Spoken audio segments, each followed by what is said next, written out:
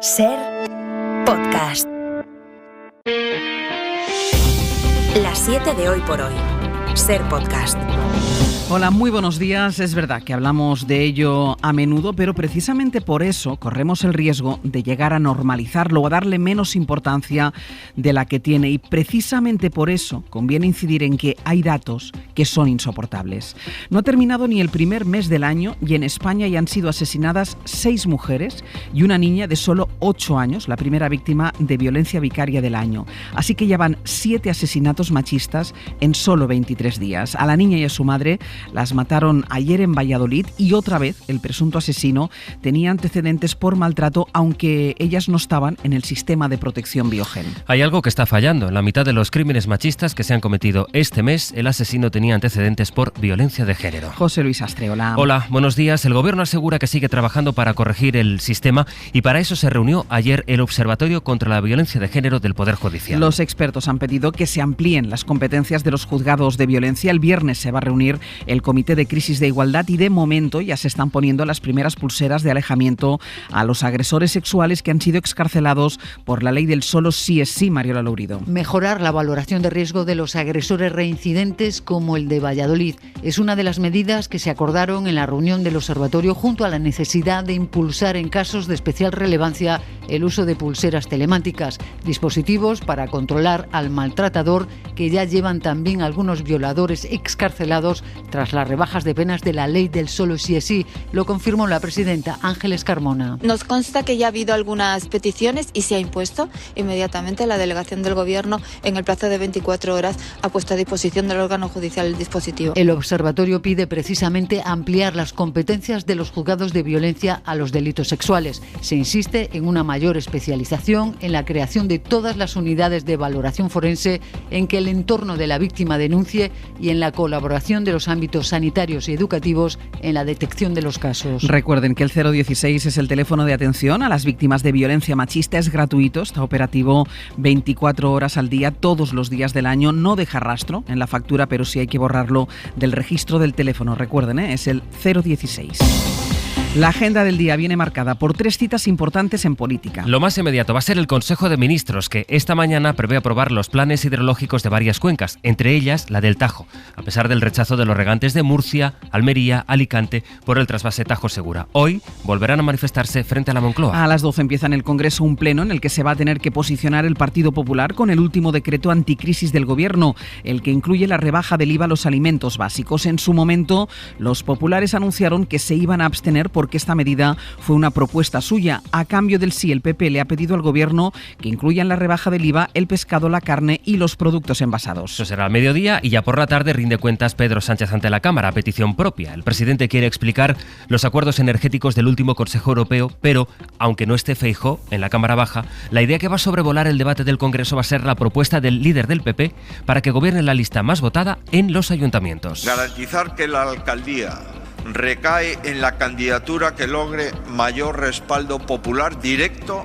en las urnas. Establecer una comunicación institucionalizada y frecuente entre el presidente del Gobierno y el líder de la oposición. Y prohibir el uso de recursos públicos en actos de un partido. Esa es la propuesta que Feijóo presentó ayer en Cádiz, en la cuna de la Constitución de 1812, pero ni siquiera dentro del Partido Popular todos la ven con buenos ojos. Ayuso, por ejemplo, tiene dudas. No sé qué es mejor.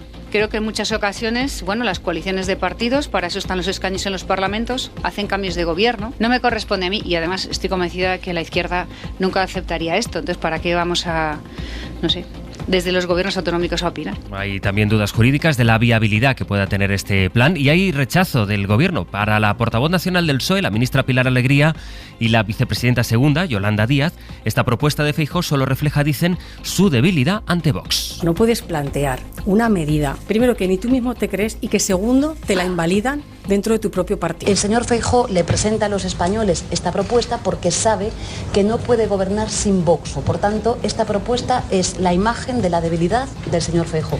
Y del exterior, el gran asunto siguen siendo los tanques Leopard 2. Polonia redobla su presión a Alemania para que apruebe el envío de estos carros de combate. Constantemente estamos presionando al gobierno de Berlín para que sus Leopards estén disponibles. Tienen más de 350 operativos operativos y unos 200 almacenados, por lo que realmente pueden ayudar hoy mismo. Pero incluso si no recibimos su consentimiento, entregaremos nuestros tanques junto con otros países como parte de una pequeña coalición para ayudar a Ucrania. Esto decía el primer ministro polaco. Berlín sigue sin tomar una decisión. Los tanques son de fabricación alemana, así que de ellos depende autorizar el envío. Es martes, es 24 de enero. Con la guerra seguimos, precisamente con la situación sobre el terreno. Hoy se cumplen 11 meses de la invasión rusa y el Kremlin asegura que ahora su ejército está avanzando en Zaporilla y la resistencia ucraniana sigue presionando a las tropas de Putin cerca del Donbass. Gillian Ayala, buenos días. Hola Ángels, buenos días. Según los últimos datos de Naciones Unidas, en estos 11 meses de guerra han muerto más de 18.000 civiles en Ucrania, aunque la ONU reconoce que estas son cifras aproximadas y que en realidad hay muchas más víctimas que no se han podido contabilizar. A la espera de que Alemania decida si va a autorizar la donación de tanques Leopard o no, Zelensky sigue pidiéndole más armamento a Occidente para rearmar a su ejército. Bayo, buenos días. Buenos días, sí. El presidente ucraniano ha descrito esta noche un panorama preocupante en el frente.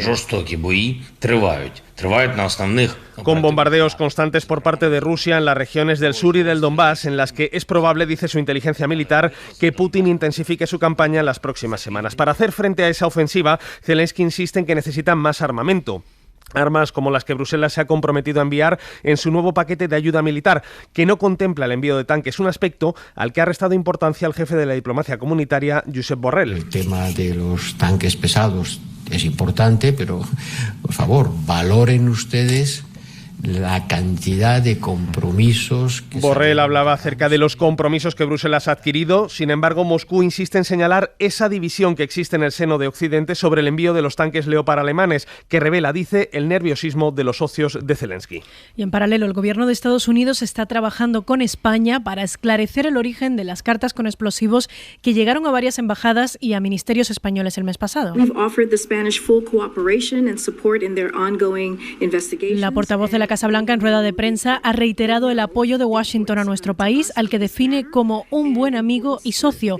Tal y como apuntaba ayer el New York Times, se trabaja sobre la hipótesis de que el último responsable del envío de esas cartas es Rusia. También en Estados Unidos, un ex alto cargo del FBI ha sido detenido por colaborar con un oligarca ruso, el que fuese el máximo responsable de la división de contrainteligencia del FBI en Nueva York hasta que se retiró en 2018. Se enfrenta ahora a 5 cargos que incluyen la conspiración para evadir sanciones y la conspiración para el blanqueo de capitales. Corresponsal en Washington, Sara Canals, buenos días. Buenos días. Se trata de uno de los funcionarios del FBI de más alto rango acusado de un delito. Se retiró en 2008 y fue detenido este fin de semana por tener vínculos con el oligarca ruso Oleg Deripaska, un multimillonario cercano a Putin, sancionado por Estados Unidos e imputado el año pasado por violar estas sanciones. Al funcionario americano se le acusa concretamente de intentar sacar a Deripaska de esta lista de sancionados y de llegar a un acuerdo con él que consistía en investigar a uno de sus rivales, otro oligarca ruso,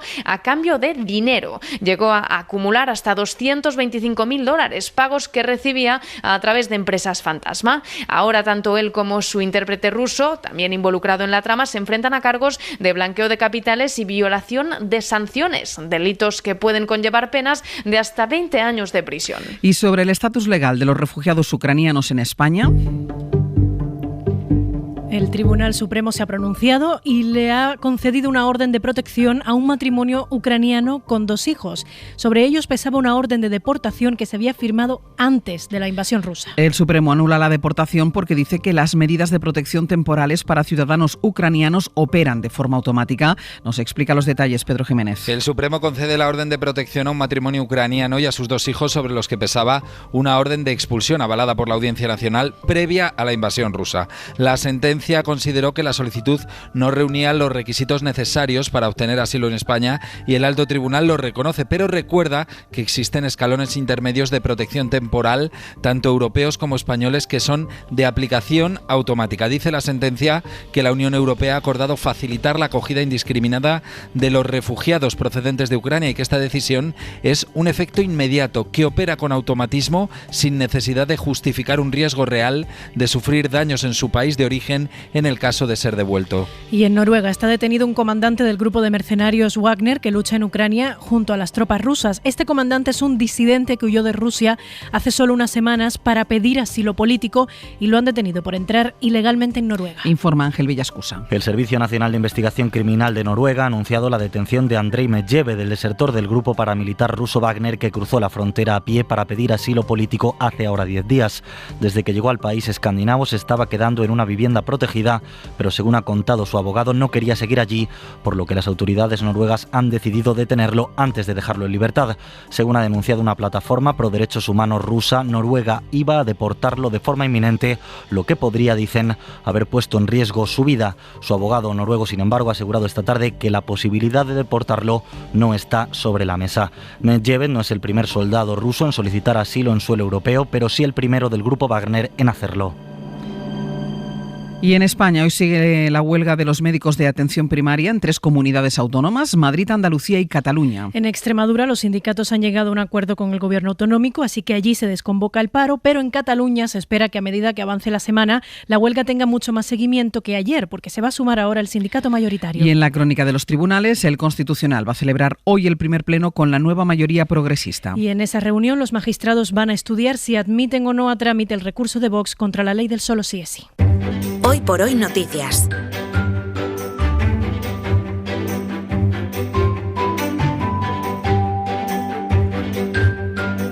Ser podcast. Paramos en Andalucía, Radio Sevilla. Diego Suárez, buenos días. Buenos días, Ángels. Y en Baleares, en Radio Mallorca, está Mamen Municio. Mamen, buen día. Hola, buen día. Vamos a buscar noticias del ámbito local de estas 2 comunidades. Y Diego, voy a empezar contigo porque es verdad que el centro de Sevilla estuvo paralizado durante media hora por una rata. Es correcto, Ángels. Viernes 11 de la mañana, el centro, la zona de la Campana, que es la almendra del centro, el centro del casco histórico. En ese momento era un hervidero de gente. De pronto se empiezan a oír gritos, nerviosismo, la policía y un mensajero que estaba parado con su moto en el semáforo, se llama Antonio, pues nos fue contando al detalle toda la odisea que empieza cuando la policía, escucha, le obliga a bajarse de la moto. Cruza como si fuese un peatón y escucho el clamor de la gente y me dice la policía local: bájate ahora mismo que la rata se ha metido en la moto por la parte de atrás. Es una moto de mensajero, por tanto, sí, tiene una maleta detrás grande, por tanto la rata estaba allí metida. O sea, ¿se metió en la maleta la rata? Claro, se metió por la rueda trasera hacia, digamos, las bolsas que tienen algunas motos de mensajería. Comienza entonces un trabajo de la policía que podríamos calificar como quirúrgico en medio de la calle para intentar hacer salir a la rata. Empezamos a desvestir la moto, la rata no salía, a darle golpe por todos lados. El municipal le ponía la linterna, de vez en cuando salía, pues metía la cabeza y otra vez se agachaba. No había manera de sacar la rata. ¿Cómo? Los 20 minutos más largos de mi vida. No había manera. Llega el momento de pedir refuerzos a TUSAM, que es la empresa municipal de transportes, o a otros expertos que empiezan a llegar. Yo escucho a la policía: bueno, vamos a buscar refuerzos. Llega allí TUSAM, uno de TUSAM que llegó allí también, uno que más o menos sabía de animales. Pues, en fin, aquello era un hervidero de gente.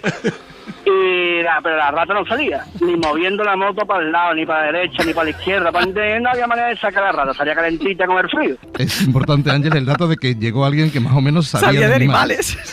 También empiezan a llegar jubilados de obra cercana. Hombre, por favor. Con las manos en la espalda, dependientes en la tienda con las escobas, hasta que alguien acude a la solución del caballito. Vamos a hacer caballito con la moto, a ver si así es capaz de salir. ¡Ay, por favor! Y al cuarto caballito que ya se hizo, ya la rata ya cogió y decidió ya salir, salía marear. Y decidió salir y salió corriendo dirección para donde estaba el coche de la policía local y la policía local atrás de la rata. Yo cuando he terminado de estar en mi zona seguía el día con la rata, porque la rata no había manera de cogerla. No sabemos a estas alturas, Ángel, si la rata fue interceptada, si está detenida o se ha metido en otra moto. Por si acaso, si van por la zona de la Campana, vayan con cuidado que una rata anda suelta por esa zona. Mamen, no tiene nada que ver lo que tú nos vas a contar, algún pasaje tan surrealista, ¿no? Pero sí que están blindando el aeropuerto de Palma para que no entren los drones. Sí, han puesto la Guardia Civil en marcha un arma de última generación, 2 futuristas fusiles de ondas que mediante un sistema digital inhiben la señal de los drones identificados como amenazas potenciales. Podemos imaginarnos pues eso, un fusil de onda diseñado para interrumpir peer-to-peer todas las comunicaciones entre el dron y la emisora, portátiles fáciles de utilizar y bueno, están integrados en vehículos o emplazamientos fijos, pesan menos de 3 kilos y cuentan hasta con un visor militar. No hay tiempo para más. La historia de la rata, Diego, se ha comido todo el tiempo, pero merecía la pena, ¿eh? Sí, había que contarle al detalle porque... Claro. Y sobre todo porque es muy valioso el testimonio del pobre motorista. Antonio, vamos, que tenga un buen día hoy, Antonio. Diego Mamen, hasta luego. Un beso. Adiós. Y nuestra propuesta cultural para empezar el día, que hoy nos va a devolver a los años 80 y lo va a hacer a través de Brooke Shields, porque la modelo y actriz ha presentado un documental sobre su vida y sobre el sexismo que siempre sufrió en la industria. Nos lo cuenta Pepa Blanes. This is Brooke Shields, breathtaking in her screen debut, constantly changing, always surprising. Brooke Shields fue el mito sexual de los 80 y los 90. Modelo desde que era bebé, fue la mujer más fotografiada del mundo y una actriz siempre sexualizada. You love my mother more than me. I know about those things better than you. You always know those things about men when you're a woman. Ha estado aquí en Sundance presentando un documental sobre ella y sobre el sexismo que ha sufrido en la industria. I thought it was a work meeting. Un productor me citó para una cena y acabó violándome. Cuenta emocionada en esta película, Pretty Baby Brooke Shields, en la que habla como su madre no la protegió de toda esa sexualización.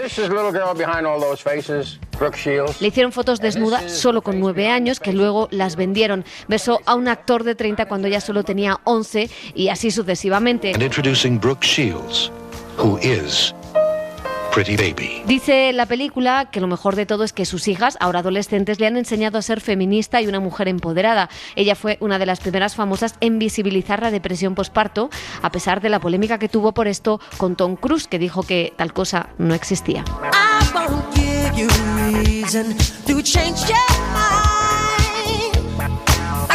Para no perderte ningún episodio, síguenos en la aplicación o la web de la SER, Podium Podcast o tu plataforma de audio favorita. Cadena SER. La radio.